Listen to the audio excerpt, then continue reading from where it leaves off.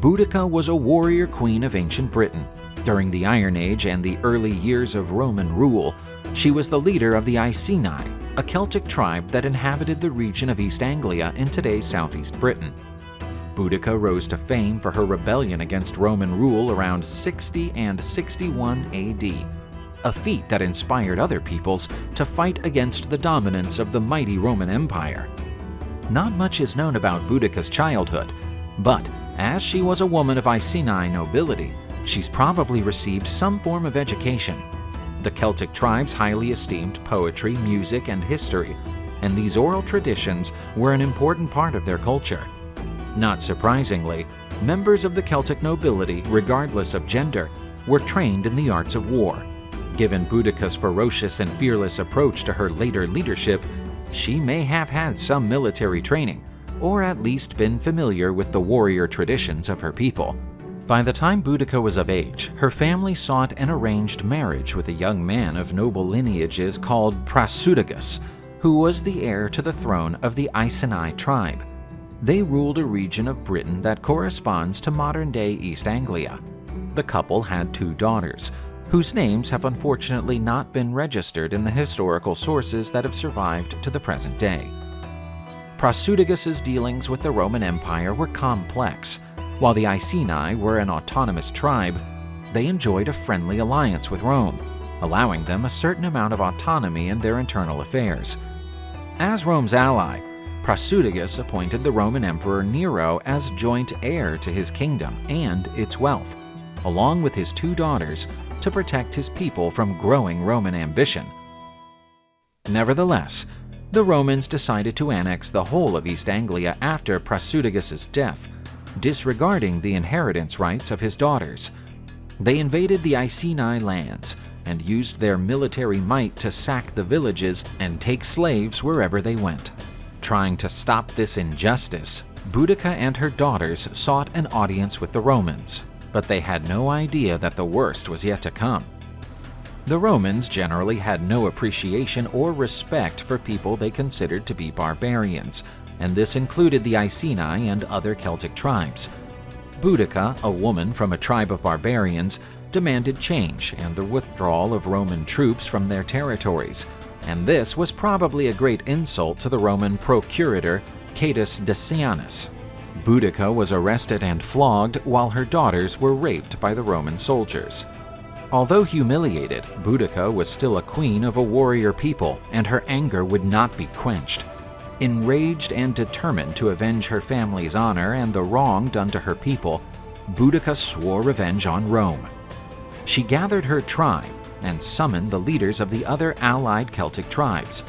In an impassioned speech, Boudica exalted the courage and warrior traditions of her people, remembered how their ancestors managed to drive out the Romans when Julius Caesar attempted to take their land, and insisted that ancient oaths of alliance be honored. As the crowd listened to her speech, they acclaimed Boudica as the liberator who would lead them in the fight against Rome, and soon the news spread to other Celtic tribes further afield. The uprising started with the assault on the city of Camulodunum, an ancient tribal capital that had been transformed into a Roman colony.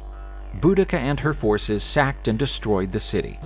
The city of Londinium, a thriving Roman commercial hub at the time, was the next target.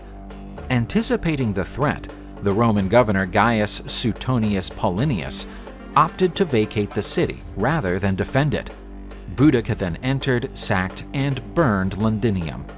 Much like the fate of Londinium and Camulodunum, the city of Verulamium was also raided and destroyed by Boudica's rebel army. Estimates suggest that the rebels killed between 70,000 and 80,000 people in the 3 cities, based on the accounts of Roman historians. Following this catastrophe, the Roman procurator Caius Decianus, who had caused the rebellion, fled to Gaul in fear of Boudica's relentless fury.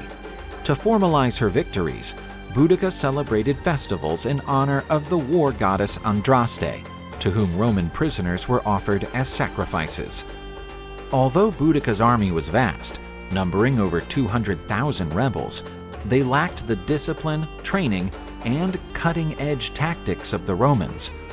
In contrast, the Roman troops under the command of Gaius Suetonius Paulinus were numerically inferior, with around only 10,000 men, but they were well trained and experienced.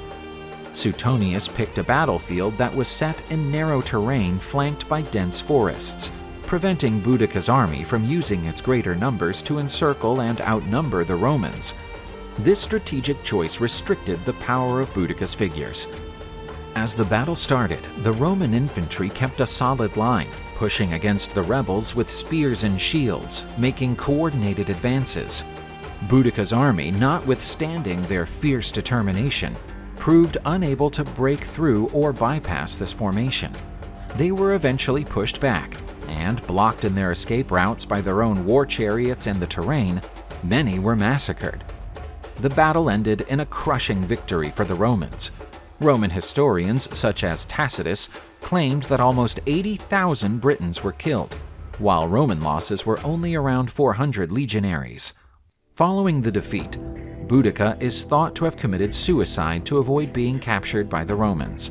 The precise method of her suicide is unknown, with some sources suggesting that she took poison.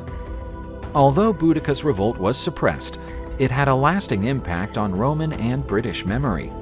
The Romans reinforced their military presence in Britain and took measures to settle territorial disputes and prevent further revolts.